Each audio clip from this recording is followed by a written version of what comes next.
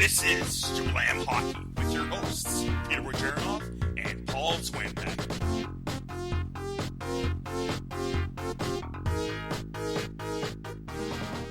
Welcome to Slam Hockey, folks. I'm your host, Peter Returnees. You can find me on Twitter at Russian98, and I'm with Paul Swinbeck. You can find me at Swinbeck, Zwambag. How's it going, everybody? Peter, what's up? Well, I've been sleeping the last month and a half. I've been, hibernating. Yeah. And I've just woken up because it's time to start season 2. Are we doing season 2 right now? It is season 2. So, okay, well, this episode is pretty much World Cup of Hockey. This is what we're going to be talking about. What are we doing here, Paul? Are we doing season 2, episode 1, or are we just doing a special episode? Special. Let's do special. All right, so this is a special episode. It's kind of like I was watching one of my favorite talk show hosts right now is James Corden. I don't know. Everybody loves him with the whole carpool karaoke, right? You love that stuff, right, Paul? Yeah, he won a couple Emmys, too. I watched him since almost day one because my favorites were Conan O'Brien and Ferguson. I grew to really, really enjoy Ferguson and his whole awkward, different shtick. He always goes against the grain of television basics. We both work in television. So he goes against the grain, the camera's too high, all that kind of stuff, or it's too low or whatever. It's hilarious. He hates going to commercial, all that kind of stuff. So I wanted to watch Corden because, he was the next guy in line for that. And he was kind of awkward the first 2-3 weeks. And then, boom, by the 4th or 5th week, he already hit his stride and he was already doing really well with all his shticks. And then the carpool karaoke thing kicked in. So I love this guy, of course. So I'm watching it last night or whatever. And he's like, the premiere episode of Thursday Night Football. I'm like, the premiere episode? What? Didn't football start last week? But of course, the premiere episode is the first episode of Thursday Night Football because on the first Thursday where football started, it was technically the show was Sunday Night Football. So that was tricking around my brain. And with this whole thing, I was like, yeah, what episode are we doing? So again, we're doing the same trick here. This isn't the premiere episode, right? No, it's a special because This it's is basically just a special talking all episode. World Cup of Hockey. Yes. So we're pretty much only talking about World Cup of Hockey, except that I will talk a little bit about the new EA Sports NHL 17 game, which I'll talk a little bit more about in a bit. But talking about TV, when I first saw the preview of the new show Pitch, because it's a sports show and I love sports and I like seeing anything about sports, it's like, oh, it's a girl playing baseball. All right, this seems awkward. I don't know how long it's going to last. It's kind of looks like it might be a flop. But then I saw a new preview and this catcher dude, he looks exactly, I swear to God, when I was watching this, I'm like, who is this guy, Russell Martin? So this catcher dude comes all suave at her first practice or something, and he comes in, and she's just standing there. He slaps her ass, the usual guy thing to do, and then she goes right into it, right in his face. I've been in the minors 10 plus years. I've been through thick and thin. You're just a superstar that's been sitting pretty in the league for so many years. You don't know how it's like. And he's just like in awe. And then they show a zoom in on his face. I'm like, it looks like Russell Martin. Wait, no. Who is that? Is that Zach? Is that Zach Morris? I was like, what the? And he looks hilarious. He looks totally different because he looks like he gained some weight and some muscle. So it looks totally different. But again, apparently Zach Morris is still a bit of a womanizer. Yeah. Mark Paul Gosselaar. Yeah. That's crazy. So it's funny, too, because now I kind of want to watch the show because I like Zach and his attitude on the show, apparently. I saw, and then after that, I saw that, yesterday or whatever, 2 days ago. I was like, oh, I got to see the show now just because of him. And apparently he's a pretty cool guy. And he seems like a Russell Martin type dude where he's he's a team guy, but then he's a bit of a, like a man of the ladies kind of guy, maybe at late at night. So sounds interesting. Are there any other shows you have seen previews of maybe this fall that are coming soon? Not really new shows, just shows coming back, like all the comic book shows. Which is your main one? Is it The Flash? That's the one I was thinking about too. Yeah, and Gotham is coming back. That's going to be a good one. I haven't seen any previews of Gotham except for it looks like a lot of the classics are back. Like Jada Pinkett's character is back, it seems like, from what I saw the previews. Yep. So that's kind of odd. And again, I guess everybody's favorites are coming back with the Penguin, and everybody loves the Penguin. He's a great guy. The actor is doing a great job with him. So it'll be interesting where they go with this and who are the new villains that Yeah, are going to pop up. I'm guessing. yeah, So, and yeah, for me, I'm looking forward to Flash just to see what happens, and it looks like it's going to be a totally brand new world, right? Because if you saw the last episode, he kind of screwed it all up. yeah. So we'll see what happens. That but I don't know. I'm looking forward to some of these new shows like Lethal Weapon and Frequency, but it looks like they're running out of ideas by rehashing old TV shows or old movies into TV shows, new TV shows. But they do look interesting. And of course, in January, I really want to see Star Trek. All right, Have let's. you wait one second? Have you seen the documentary Ice Guardians yet? I have not. Yes, I've heard a lot about it. I have heard a lot about it as well. I do really want to see it. It's another one of those documentaries that I really want to see. Like I saw the Russian Red Army one 2 years ago. That was tremendous. It was really well done with Fedosov and everything. So I'm same thing. I'm thinking this is going to be great as well with Ice Guardians. So that does sound like a good one to watch. Yep. So, um, so what else have you been doing with your hiatus for you, Paul? Now a stay-at-home dad. I'm started parental leave, so I got 6 months of hanging out with my daughter, and I bought a house. So yeah, a lot of news. Congratulations with the house. Thank Yes. you. So when are you moving in? In a month. Month. Nice. Yeah. Have some time to prepare and Pack. pack and everything. And how far is the walk from your current place to your new house? I would say it probably 15 kilometers, maybe. Oh, 15 kilometers. So it's a Yeah. fair bit a little bit more almost on the other side of town. Yep. Cool. But not too far. No. Cool. Congratulations on that. And how's Georgia doing? She's good. She's growing. Nice. She's starting to army crawl. Nice, nice. Yeah. And you said that she really likes the outdoors. Yeah. Yeah. We walk Telling me. every day, so yeah, she's doing good. Good. I'm glad you guys are doing well. That's good. And I've been, if I'm not working out, I'm drinking beer, which is tonight. I have no time to work out, so I'm probably going to drink beer after this. It's just counterintuitive. Yeah, maybe it is, but I don't know. I enjoy doing both, actually. I actually do like working out. That's why I do work out a lot. But I've been struggling on the running. I don't know why. For some reason, I've hit a plateau at like my 4K. I don't know why I can't get to the 5K. Like at least the last 2-3 weeks that I've been running. All right, so let's get into the episode. First, we'll do trending now. First off, Tyler Sagan. He's now off Team Canada, and his replacement is Ryan O'Reilly. Interesting. Yeah, Canada's been hampered with a lot of changes, and luckily they're deep. They can just keep going to the grab bag of amazing forwards. So It seemed like, or at least it sounded like, Sagan was playing with an injury. Like he really, really generally wanted to play in this tournament, but then they talked about it and said, no, your foot is really banged up, and they told him. I even think Babcock and the rest of the management were like, no, you should take the time off. This isn't like that serious, right? Is this tournament that important? I don't know. Maybe not to a lot of players again. yeah, So, and like he's being replaced by Ryan O'Reilly. Yeah, that's definitely a caliber lower, but they still an excellent player. So yeah. it's a 70% Tyler Seguin probably isn't as good as Ryan O'Reilly. So Team Canada probably went the smart move and said, no, we're not going to play you injured, so we don't even want to worry about that. We're bringing in somebody else. So Paul will have later on in the episode more replacements, right? We're going to talk a little bit more about who's replacing who. But another thing on the trending now is that Suk is pretty much saying that there are not many creative players now. He's talking about the NHL now since he's in the KHL. These are direct quotes. Hockey is so different now. With the new rules in the NHL, you have to be good defensively.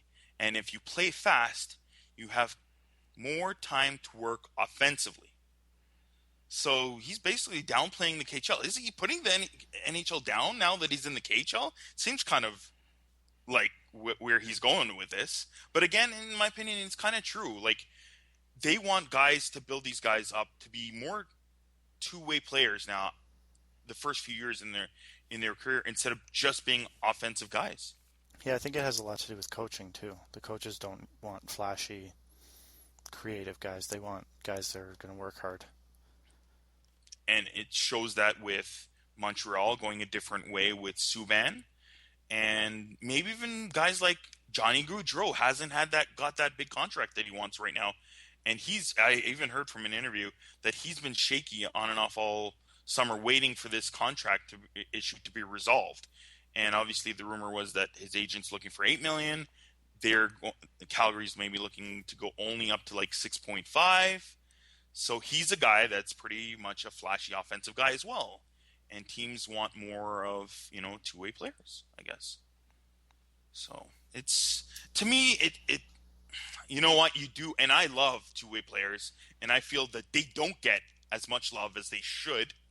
But at the same time, depressing, amazing, skilled offensive talent is going to hurt the league because you want these guys to make these amazing moves. Like I'm already looking at the World Cup of Hockey and going, "This is great. I love this. This is so exciting." Watching Team North America play is wow. I rather watch these kids than anybody else because they're so exciting, so offensively dynamic.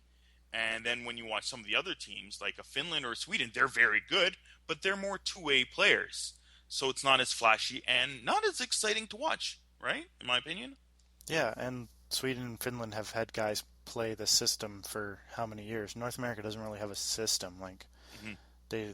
they've never played together long term like Sweden or Finland or Canada or USA. Like all these teams they have a culture in their dressing room, and the North America doesn't have any culture. It's just a bunch of young guys proving themselves. Yeah. It was pretty interesting because even the pre-tournament games, and I was already into it, especially with the Blue Jays not playing so well. Team North America, they looked outstanding against Team Europe the first two games. Just offensively dynamic, their D moving into the plays and creating more offense. It was just great. And then it was so weird because then Team Europe really took it to Sweden in their third and final game, I'm pretty sure. And they just played a good system game and just creating away from that two-way play. So it'll be interesting. There's a lot of different type of teams in the way they play in this tournament. So again, I don't know. I just like it. Their offensive skill is what you really want to see when you watch hockey. So, what else is out there? I really like this. The NHL now has gone into really putting in concussion watchers, basically. This is what I read, that they're looking at having 4 guys looking specifically at concussions per night in the NHL, and that's going to start this Saturday in the World Cup of Hockey. Guys that are going to be looking at only guys wobbling maybe on the ice and saying, you have to take this guy out. This guy cannot play anymore. And that's pretty much all because of the lawsuits, right? Yeah, and they don't care what kind of talent, because the NFL is now doing this in the past 2 weeks, the first 2 weeks. There's been stars taken out. On Thursday Night Football last night, Tyrod Taylor just got pulled off. They're down by 2 scores, 4.5 minutes to go. He got called off the field. He was like, I'm fine. They're like, nope, get off the field. That's good. Your replacement has to come in and try and win the game for your team. He ended up coming back 3 or 4 plays later when he got his head looked checked. at, but yeah, and it was a unaffiliated doctor that says he can go back in. So they have their own head doctor, but then there's an unaffiliated doctor that says yes or no. So nice, that's good. They should have one that's not a part of any team. Like their team doctor should look at them as well as a league doctor. Yeah, and they're basically just looking for the Bambi legs, the drowsy guy coming off the bench or off the ice. So yeah, that's good that there's 4 guys looking at it. Mm-hmm. And I'm glad the league is doing this. They should be proactive with this.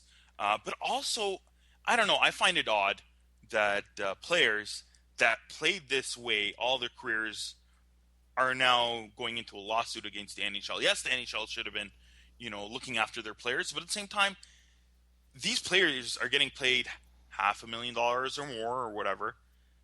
to play this way, to play a little more physical. It's a sport. You're bound you're bound and prone to injuries and maybe concussions as well. And they're accepting their own fate as well by playing this sport as well. No? Yeah, exactly. So it's a It's it's a touchy subject. it very much is so. Um, but that is what it is. Let's move on. I think we should talk about this again later on, especially maybe in the middle of the season, and see how it looks with them taking player zone stuff. So we'll get back into that. But what I want to talk about is Ben Bishop. I like how he's being a little transparent right now with them asking about what happened in the summer and what he's looking at. Pretty much a few weeks ago, he came out and the media asked him about what happened with Calgary, and he came out and said that he was almost traded to Calgary, and then obviously it was a done deal when Calgary went another way and brought in Brian Elliott as a replacement. But pretty much, Bishop was almost the starting goalie of the Calgary Flames. Yeah, didn't Vancouver's GM get fined for letting out, Tampering. yeah, tampering or letting out information after the fact that he was trying to trade somebody? Like, why don't the players get fined for doing the same thing? Yeah, I think. Yeah, you know what? I think it's a harder thing to do maybe to find the players for saying something like that. But I like it. I like that they're allowed to say this, and I would like if the GMs were allowed to. But again, the NHL doesn't want that to happen. Yeah, exactly. So, um, what Bishop said, pretty much, I believe it was yesterday. He goes, "I don't think that there was any reason to hide it or deny it. I think we're all old and mature and can handle it. It wasn't like we got right to the end there and it didn't work out. We never got that close."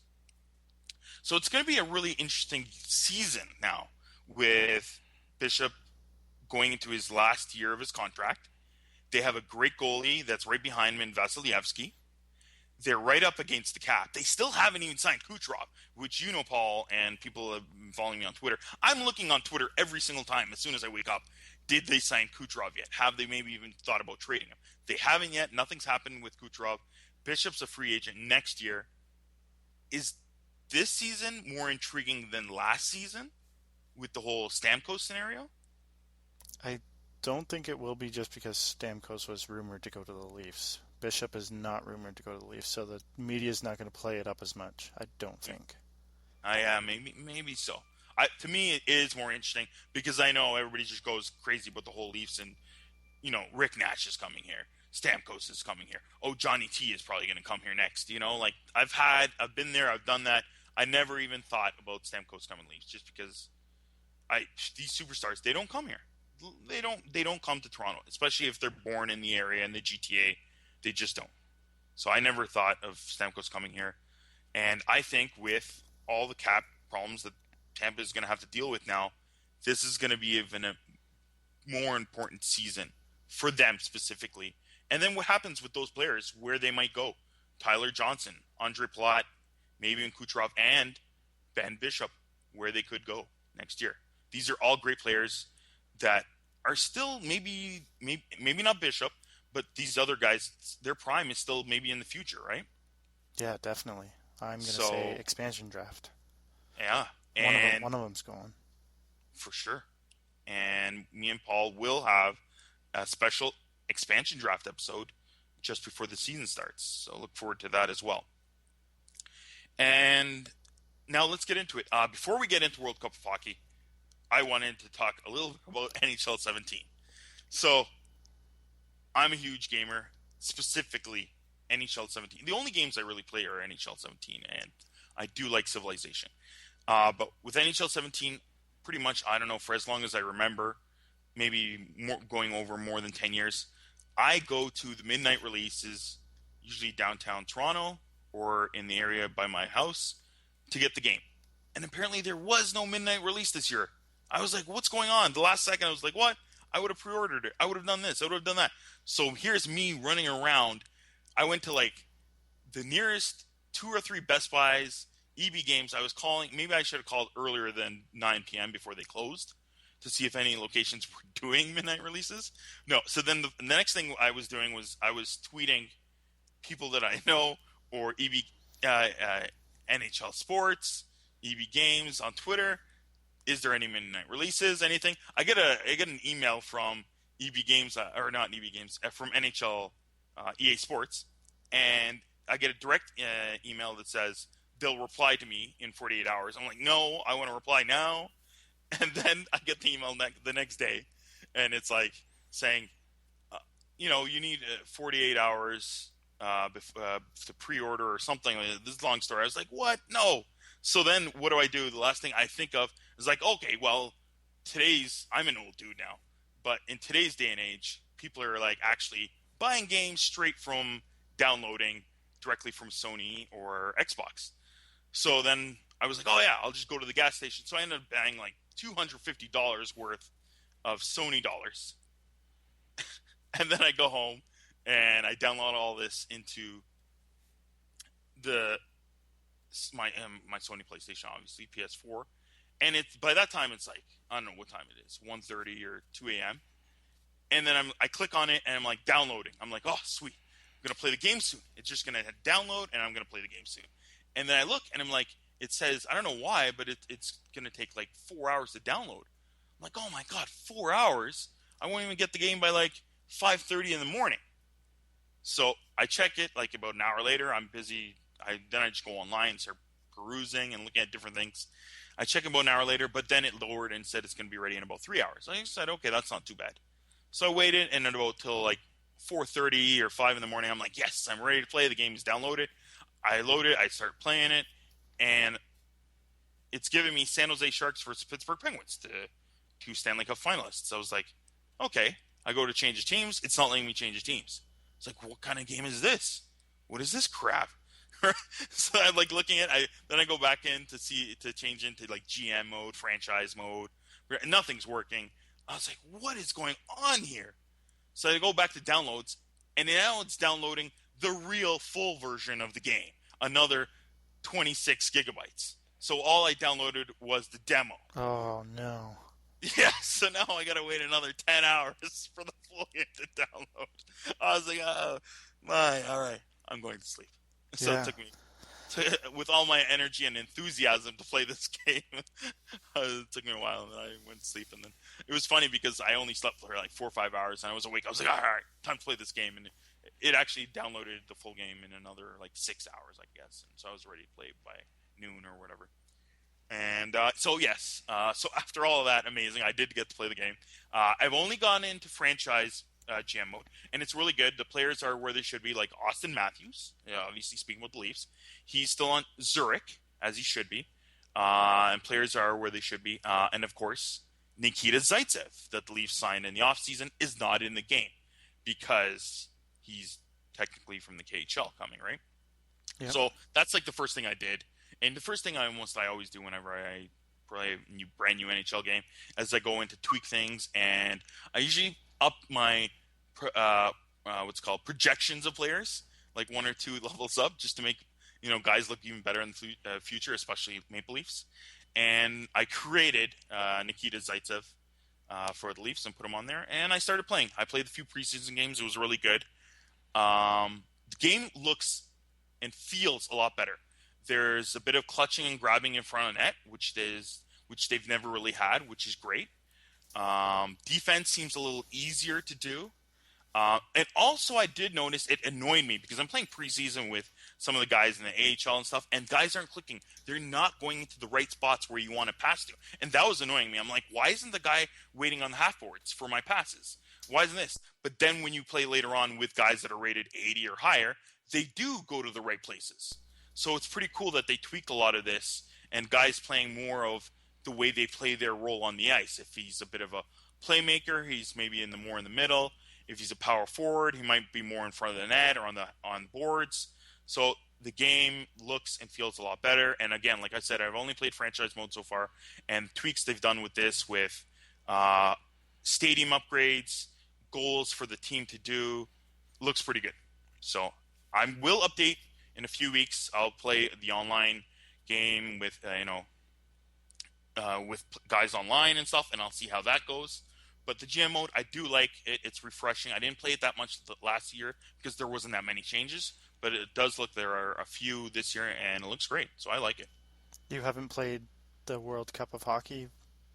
You know what? I was thinking that's the first thing I'm gonna do, but again, first thing I don't know. I'm just going back to the way I used to play, and it's franchise mode. I've always liked that the first, and I heard there was a lot of changes, so I wanted to try that first. But I will try World Cup of Hockey, even maybe in the next few days, because I wanted to do it as the games were being played with the tournament starting Yeah, tomorrow. dude. Play in between the 3:30 and the 8 o'clock game tomorrow or Yeah, Saturday. yeah, it sounds like a great idea. Yeah. So let's get into it. World Cup of Hockey. First off, the anthems. Paul, what's going on with the anthems? But North America is playing two. Team Europe's not playing any because they'd have to play about 12 if they were playing all of them. So they're Yeah, not going to play an anthem, which is kind of weird. really weird. Like I did hear, like most of the media guys online were saying about a week and a half ago that they were gonna pick a song and they weren't gonna play the words, the lyrics to the song. They just played the background, which sounded interesting. But then again, are you playing one specific song? Are you asking players like it's a baseball walk-up song to the plate?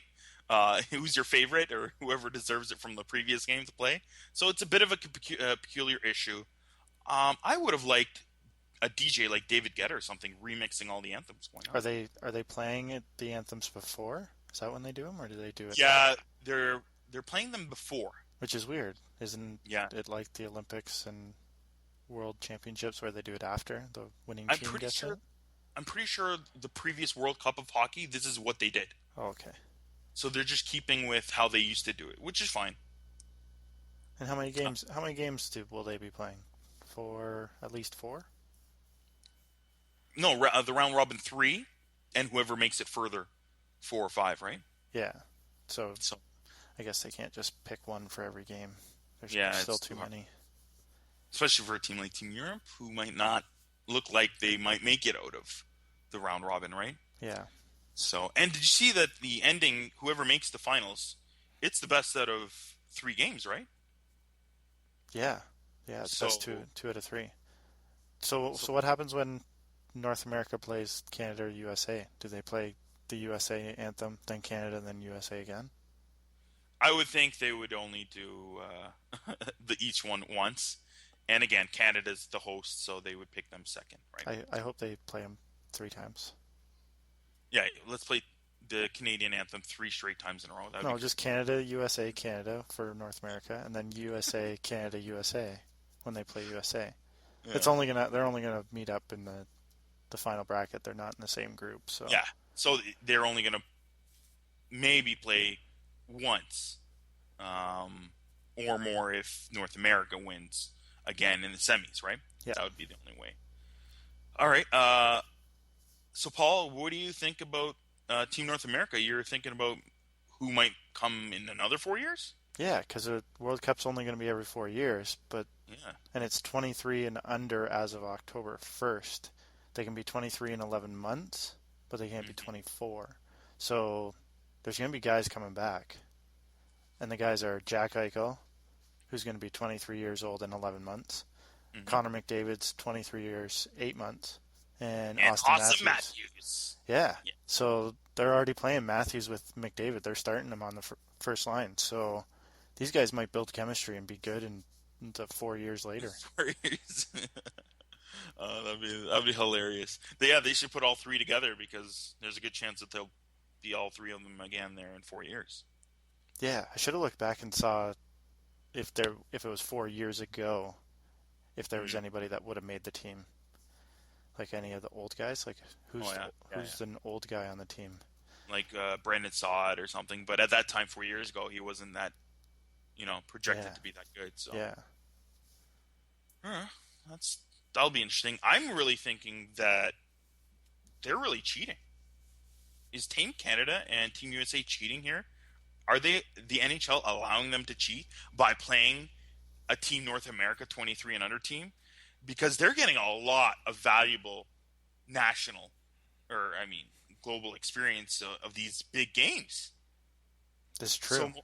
So most of these guys, and again, McDavid, Matthews, and Eichel even more so now, that they'll be playing in this tournament. In another 4 years, they'll be playing again, and the rest of them, all these guys, almost all of them, except for probably McDavid and Eichel, that would probably be playing on Team Canada or Team USA right now. They're playing in a tournament that technically they shouldn't be playing, right? By creating this under 23 team, so they're getting a lot of valuable experience. They're a great team. They have lots of skill, and pretty much almost all of these guys will be playing for Team USA or Team Canada in the future, in the Olympics, and later on in the World Cup Hockey Tournament. So this is a lot of good experience, and even for their own organizations in the NHL, they're playing. And I always like to say this: you play as good as your competition. So if you're playing on lower level competition, you can't improve that much more. But if you're playing against the top players in the world, your game will gradually get better even faster if you're playing against top players. And these guys are getting valuable experience. And to me, it's like Team USA and Team Canada are cheating. Yeah, they basically have a farm team. They do. They have a farm team. That's correct. And they're screwing up all the extra European teams because they're just bulking all the Europeans together. Like other than Sweden, Russia, Finland, all those guys. But yeah, they're screwing up Slovenia. They're screwing up Slovakia. Yeah, and they're also not helping them build team chemistry. Like we were saying with those guys, McDavid and them, they're building more team chemistry between them. They'll be better even in the future when they play for Canada because they've played with some of their teammates and line mates before, and that's going to hurt team chemistry with guys like Kopitar and Hossa and sorry, not Hossa, but the rest of the guys on Team Europe, right? Yeah. So it's not going to help. It's not going to help when they go back to play with their team country. They're not used to most of their line mates as well there, so it does hurt. I'm not a huge fan of it being. But like what I was. I'm not a huge fan of it being just North American young guns. Like, why can't it be all young guns? Like, put Patrick Laine on there. Exactly. That's what I was thinking too. Like some of these Swedish kids might have been on this team if it was a world under 23 and under. Yeah, and just call them the young guns or youngsters or under 24 or something like that. Yeah. Or if you do that, would it be a 23 and under, or maybe it would be a 22 and under? Because there would be a few more guys that would fit in there, right? Yeah, true. And I was thinking about that as well. What if they go to like how soccer does it, and Olympics becomes under 23-year-olds only can play in the Olympics, but then World Cup is open to everybody. Yeah, that would be. I don't know if I'd like that. Yeah, that would be very odd. But what I was thinking was that a lot of people aren't big fans of the All-Star game, and some of them aren't liking that the tournament is on right now. Like, I'm actually very surprised, and again, the players today are a lot better than they were 10, 15 years ago. They train all year round now. BioSteel, Gary Roberts, the list goes on with ex-NHL players helping the younger guys become better, faster, stronger, harder. Harder, better, faster, stronger. As I do say. So it's a different game. They're a lot better now. So you think that they would be sluggish? Like I was looking at the first game with the kids playing, and even Europe looked a little sluggish because apparently Team Europe is the oldest that's playing in the tournament. So they looked a lot better, and these kids look great. But are we already looking at what's the best of the season? Because in a few weeks we're going to be watching our team organizations. I'll be watching Leafs, and yes, they'll have probably Austin Matthews now playing there and Nylander, the younger guys. But the rest of the team won't be even nearly as good as some of these other teams in this tournament. It'd be a bit of a letdown, no? Yeah, and it's a extra condensed schedule this year because they have the All-Star, they have this at the beginning, shorter training camp. It's if there's a lot of injuries this year, they might have to relook at this. Yeah, especially with the veterans now playing in this kind of tournament. Some of their guys are going to be a little banged up. So it's going to be harder for their teams and their organizations in the first few months to get a good speed going into the game and better, organization, getting the system going with the whole team. So it's going to be interesting. I was thinking that, yeah, maybe scrap, like I was going to say, scrap the All-Star game that year, once every 4 years, and have a week and a half World Cup of Hockey tournament. Why not do it then? In the middle of the season. Yeah. Yeah, A little bit, a break. Because that's what they have in Europe. They have the Spengler Cups, they have the other tournaments, and they have breaks in the season. In the KHL and the other leagues, they have a week off here, they have a week off there, where none of them are with the team and they have to take the time off. The NHL doesn't have anything like that. The other leagues have like 60 games in a season. They're having 82 games. It's a long season. I've said it before. NHL needs to maybe shorten the seasons, but of course that's going to lower salaries and players don't want that as well. But I think it would help everybody, especially the players, if they had that week and a half off and did, at least for the once every 4 years too, have this tournament then. So that's a good idea. Yeah. And you know what? I probably said this on the show before. Even more important, I would love if there was a Champions League of hockey. That would be amazing. I would like that even more than a World Cup of hockey. Like, if we're going to continue to do Olympics, why not do a World Cup of a Champions League for hockey? The previous Stanley Cup winner, the Stanley Cup winner of that season. And then the winner of all the other leagues in the Swedish Elite League, the KHL. If the KHL, it might be considered the best league outside of the NHL. Again, the best two of the previous, year and a half. Why not do that and, have 6 or 8 teams and have a Champions League? So I think that would be, in my mind, the real world champion of hockey then. Yeah, that'd be cool to see. Yeah, maybe the level might drop out in terms of some leagues, especially if you're going, in the Czech league or something like that. They should have a team there, but the level might drop out. But just like those other tournaments that they play, and like soccer, they loan players. Why not have guys being loaned to some of these teams just for a Champions League?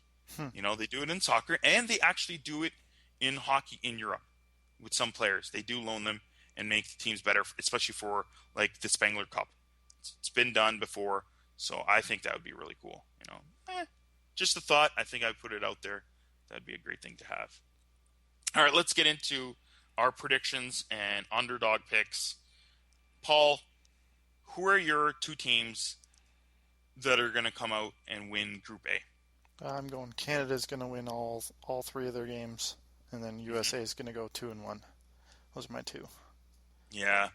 So far, the Czechs look a little shaky, maybe, and Europe played really a good game against Sweden. So I was a little shocked with that game. But yeah, I was picking Canada and very possibly United States being the second team. But I wouldn't be surprised if Europe won a game or even took 1 or 2 games to overtime. Yeah, I got them going 1-1 and 1 for 3 points. Yeah, same here. And then Group B, I have North America. And I'm going with Russia just because my answers, my background. So yeah, your heartstrings are being pulled. Yeah, they are. They are, Paul. They really are. I want them to do well. And they don't do so well at these tournaments. In both North America and Russia, because North America's got your boy Matthews. So yes, and I'm really thinking. I'm still on the fence about spending a $200 on a Matthews jersey. I really want to do it though. I think it'd be great to have a Matthews jersey. I would be worried that they're going to change the logo or something ridiculous because he's 4 years. Yeah, he's coming back for another North America run. So yeah, that's what I was thinking with the Maple Leafs jersey. That I was thinking about maybe not getting it because next year they're switching the rights to what is it? Bauer, Reebok, how it goes? Adidas, right? So I think there might be tweaks to all the jerseys in the NHL, and I don't like the stripes on the new Leaf jerseys. There's too few of them. So I think they might gain something like that in the newer jersey next year. So I'm going to wait a year to buy the new Leaf jersey. Speaking of jerseys. But yeah, who are your picks for Group B? I'm going North America. I think we're both very excited for North America and watching them have some fun out on the ice. And then Sweden is going to go 2-1 for 4 points. They're going to lose to North America. Oh, and so you think North America is going to sweep it? No. North America is going 2-0-1. They're going to win the overtime game. So yes, they are going to sweep, but they're not going to win in regulation. Mm-hmm. Did you see that Canada-Russia game, though? That was a great game.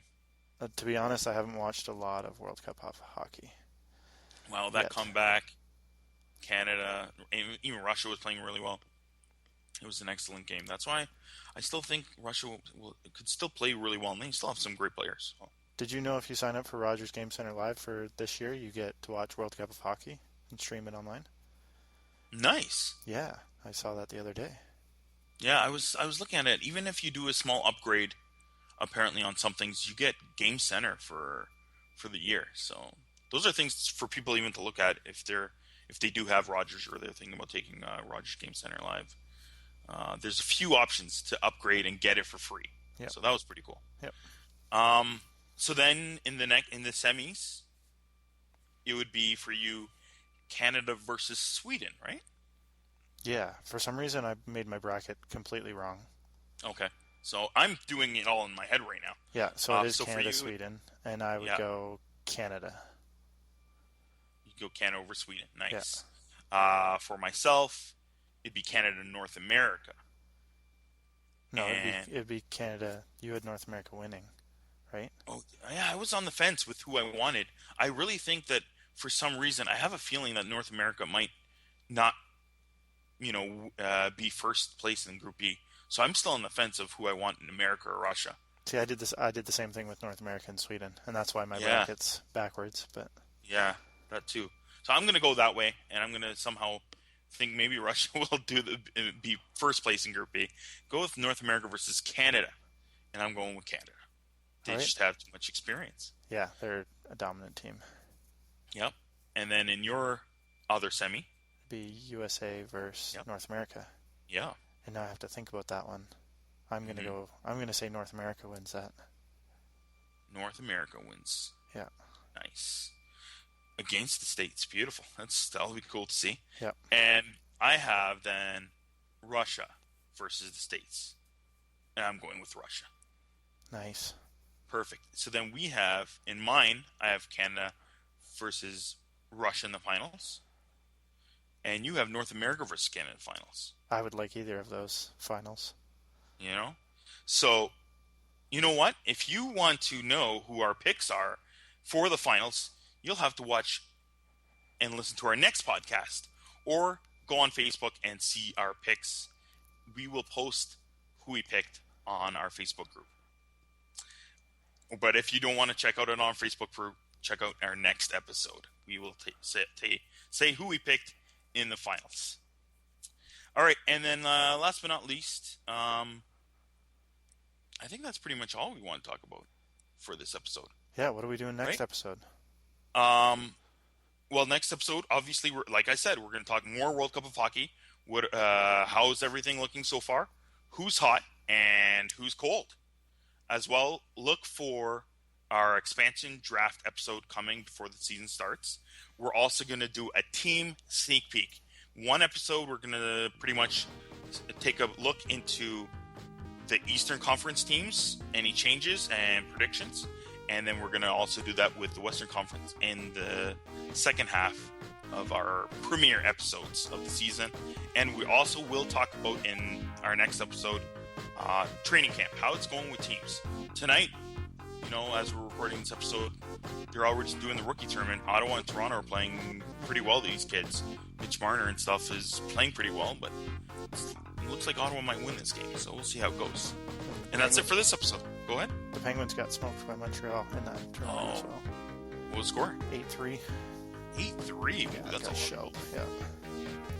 So, yeah, training camp has already started, especially for the rookies, and the other guys are practicing. So we'll talk more about that next episode. See you then. Bye.